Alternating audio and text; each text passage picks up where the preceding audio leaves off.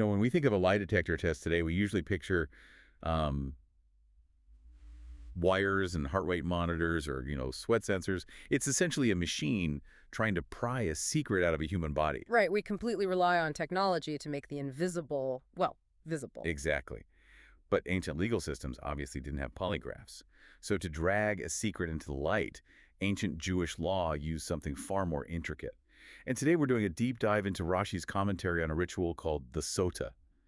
We really want to unpack for you how a highly specific rule about marital suspicion unravels into this profound universal exploration of cosmic justice. Yeah, it's a fascinating leap. The Sotah centers on a wife suspected of hidden infidelity by her husband, and the legal mechanics here are notoriously strict. It begins with a formal warning from the husband, which is called a kinui. And that warning requires exactly 2 witnesses, right? Yes, exactly. 2 witnesses for the warning to be legally binding. But if the wife ignores that warning and enters into forbidden seclusion with that specific man, the requirement actually changes. It only takes 1 witness to that seclusion to trigger the actual ordeal. Which is wild because normally ancient Jewish law demands 2 witnesses for almost everything. Oh, yeah. Dropping to 1 witness just to trigger this spiritual lie detector test is a massive shift. The ordeal itself is the ancient mechanism for revealing the truth.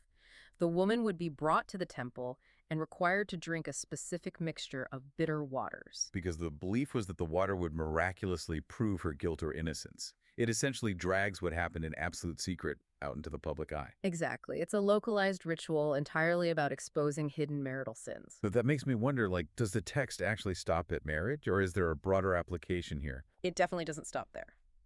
The Talmud uses this ritual as a springboard.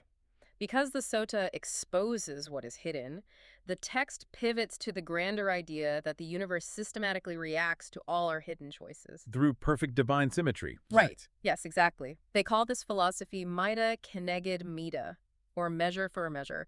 Basically, the universe acts as a perfect mirror. It just reflects exactly what you put into it. Right, and the text gives a pretty visceral, negative example of this with Samson. So Samson rebelled against God specifically through his eyes by desiring Philistine women. Oh, wow. Okay. Yeah, and because his rebellion was localized to his eyes, his punishment was tailored to perfectly match.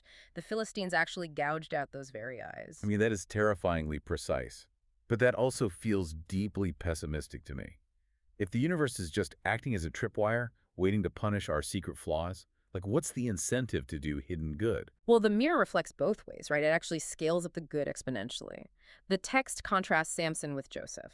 Joseph personally took on the immense responsibility of managing the burial of his father, Jacob. Okay, so he put in that personal effort. Exactly. And as a mirrored reward, generations later, Moses, who is, the greatest of all Israelites, took on the burden of carrying Joseph's bones out of Egypt. That is a massive upgrade in who handles your burial. It really is. And the chain reaction continues. Because Moses did that for Joseph, God himself ultimately handled Moses' burial. Wait, really? Yeah, the reward scales up based on that initial hidden effort to do the right thing. So if the universe operates on this incredibly perfect, humbling scale, where literally every action has a mirrored reaction, it seems like the only way a human could ignore that reality is through sheer arrogance. Is that why the Talmud pivots from cosmic justice to the danger of pride? That is the exact connection. To ignore the scale, you have to be completely full of yourself. The sages actually provide a striking biological breakdown of humanity using the Hebrew word for human, which is Adam. Right, it operates as an acronym, I think. Yes, it does. Epher, which means ashes, dam, meaning blood, and Mara, which means bile. Ashes, blood, and bile. I mean, that just strips away all human ego entirely. It has to, because the Talmud has zero tolerance for ego. A proud person is equated to an idolater. The logic being, when you are entirely full of yourself, you leave no room for anything else. Because you're essentially worshiping yourself. Exactly, which completely blinds you to the reality of the cosmic scale. You literally lose the ability to see the mirror because you're only looking at yourself. The sages actually debate whether a microscopic fraction of pride, like just 1/64th of a measure, is acceptable for a scholar. Just 1/64th. Yeah, and the mere fact they argue over a fraction that small proves just how spiritually dangerous they believed ego to be. So the core takeaway for you listening is this.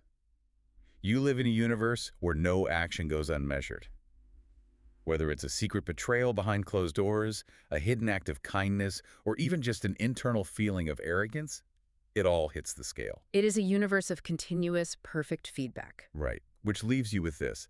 If every hidden choice you make inevitably creates a perfectly mirrored reaction in your life, what unseen seeds are you planting today that will shape your reality tomorrow?